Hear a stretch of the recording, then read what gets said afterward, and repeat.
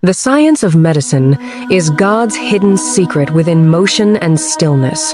There is no disease but that God has sent down a cure for it. Know that medicine is divided into physical medicine, which deals with material density, and spiritual medicine, which addresses the subtleties of the unseen.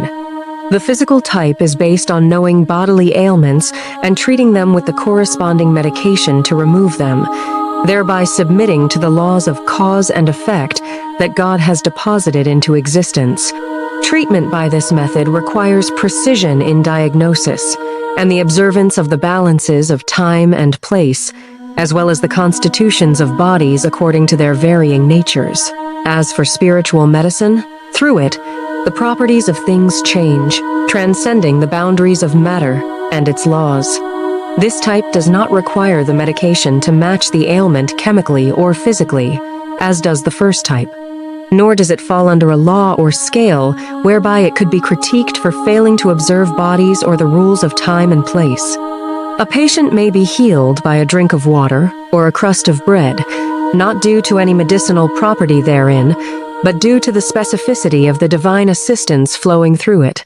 Know that spiritual medicine takes precedence over physical medicine by the consensus of the Gnostics, and no weight is given to the words of dissenting voices who are of no consequence. For it is an attachment to the causer before the cause, and a drawing of strength from the very source of power before turning to its manifestations. It has been mentioned in the Mohammedan covenants, a pledge taken from us by the messenger of God, peace and blessings be upon him, that we seek healing by mentioning the name of God Almighty over the site of illness, pain, and that we do not call for a physician unless the illness fails to cease through the mention of God's name. Know that the reason an illness does not cease upon the mention of God's name is the tepidity of the invoker's creed and the weakness of his resolve. For if his certainty were strong, the illness would vanish by God's permission. The seeker must purify his soul to recognize the greatness of the one being invoked. For if magnification settles in his heart, his veil thins, and the name flows upon his tongue as a secret, and upon his limbs as an effect. For example, your saying, "O healer," is a severing sword before which the ailments of disease cannot stand.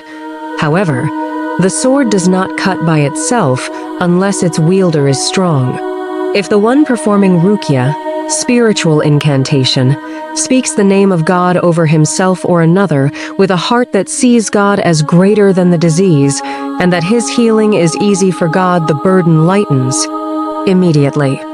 But if a heedless person says it with a wavering heart, merely performing an experiment, he attains of its effect only in proportion to his heedlessness, and tastes of its light only in the measure of his presence. For lights do not descend upon heedless hearts. Know that diseases, in their inner reality, are not merely biological symptoms. They are living entities with a known lifespan, just like the lifespan of a human being.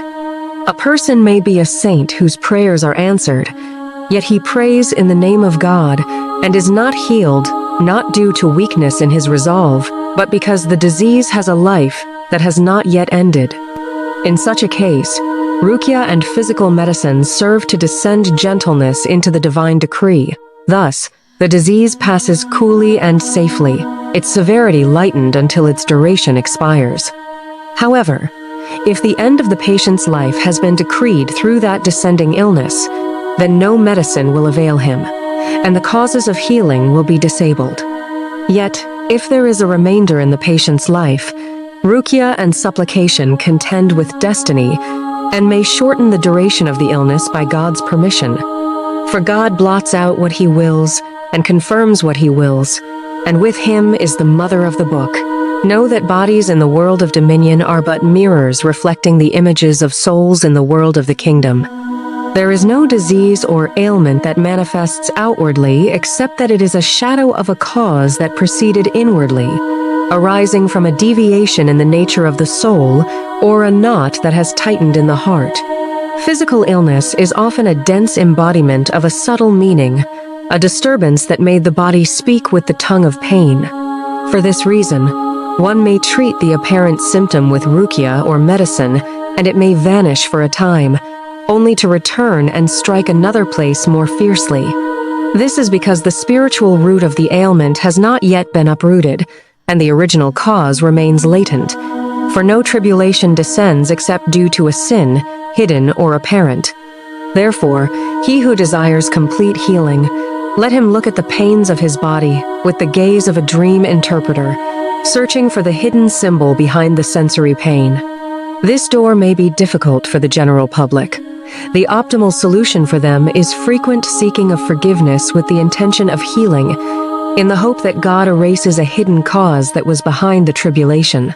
If the knot is untied, the structure of the disease in the body collapses and vanishes like a mirage. These are subtleties realized only by those whose insight has penetrated the veils of bodies to see the realities of the universe.